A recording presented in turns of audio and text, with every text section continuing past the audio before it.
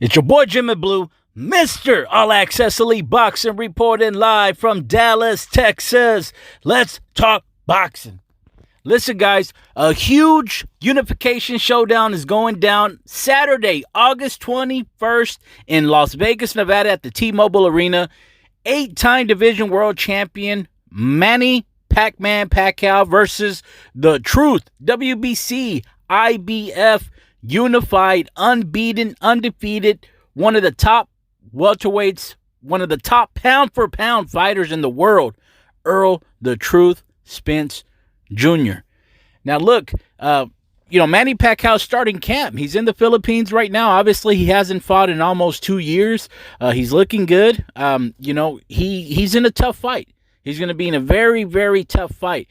Considering that many have Errol Spence Jr. as the favorite, it's going to be an intriguing matchup. You have a southpaw versus a southpaw, lefty versus lefty, which always can be, a tough fight. Manny Pacquiao, again, hasn't fought in almost 2 years since defeating Thurman and taking his WBA title.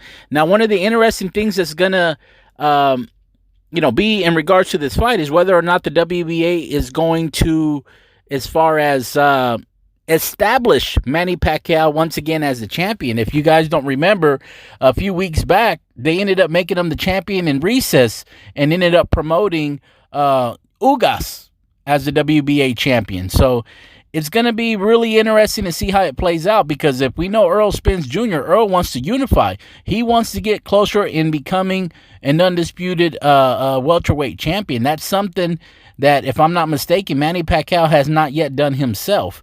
So if Errol Spence Jr. becomes victorious and is able to, defeat Manny, and if they re-enlist him as the WBA champion, that means Errol Spence will have 3 of the 4 belts, with the last belt being WBO champion Terrence Bud Crawford.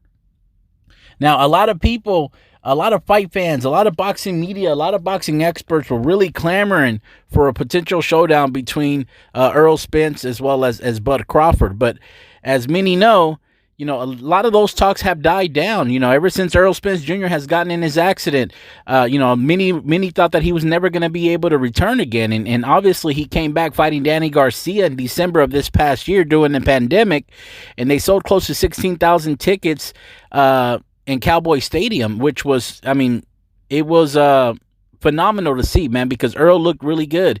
Yes, I wouldn't say he looked 100%, but look, man, he looked a lot better than what people anticipated him to look. And we got to remember, when Errol Spence fought Mikey Garcia in Dallas, Texas in March of 2019, defeating the unbeaten Mikey Garcia, Manny Pacquiao went in the ring and said that he wanted the fight. He said he wanted Errol Spence Jr. next. He wanted the winner, and now he gets his shot. But, there was always a lot of boxing news with Manny Pacquiao because, again, he's a senator. He's been involved a lot in politics with his country. He does a lot for his country. He's always giving back. And it's from my understanding that he is getting up there in regards to the terms of his Senate, where he's going to be able to run for president. So that's something that he's going to be wanting to do here in the near future, in which they've mentioned this year that Manny Pacquiao would be retiring this year. I don't know if it's necessarily this fight will be his last fight. I guess it just really depends upon how he looks. But again, he's experienced. He's been in big fights. If we look at all the fights that Manny Pacquiao has fought, let's look at all the legends that he's beaten. Let's look at all the world champions that he's faced. And in no order: Timothy Bradley, Jesse Vargas, Adrien Broner, Erik El Terrible Morales, Marco Antonio Barrera, Juan Manuel Marquez, the Money Man, Floyd Money Mayweather. You even have Sugar Shane Mosely, David Diaz. The list goes. Ricky Hatton, Antonio Margarito, the great Miguel Cotto.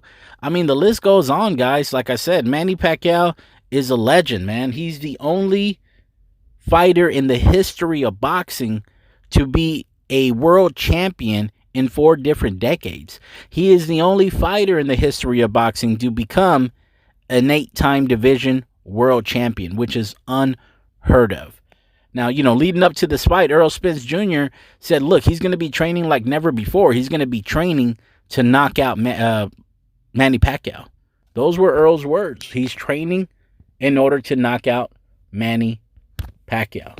So, again, it's going to be interesting to see, because Errol himself has said that if he wins this fight, and if he cannot secure a legacy fight with Bud Crawford, which, again, Bud is still with Top Rank Promotions, and they're looking at bringing him back in October on ESPN. If he cannot secure a fight with Bud Crawford this year, and more than likely it won't happen next year, Errol Spence has mentioned that he's wanting to move up at 154. His stablemate, Jermell Charlo, who's also trained by head coach Derek James, who also trains Errol Spence Jr. as a two-time trainer of the year, is going to be fighting for an undisputed unification title fight on July 17th in San Antonio, Texas. So if his fighter becomes victorious, Jermell Charlo ends up winning all the belts at 154, it is my understanding that he's going to jump up to 160, which is going to vacate all his belts. That gives Errol Spence an opportunity to at least fight for one of the belts, or even challenge for one of the belts when he moves up to 154. But again, once he moves up, a lot of guys are going to follow. Danny Garcia will follow. Sean Porter, Keith Thurman, Bud Crawford. A lot of these top-tier welterweights are going to end up having to move up, which, of course, that's been the plan all the time with PBC Premier Boxing Champions and Al Heyman. They do real business-like strategic-type moves.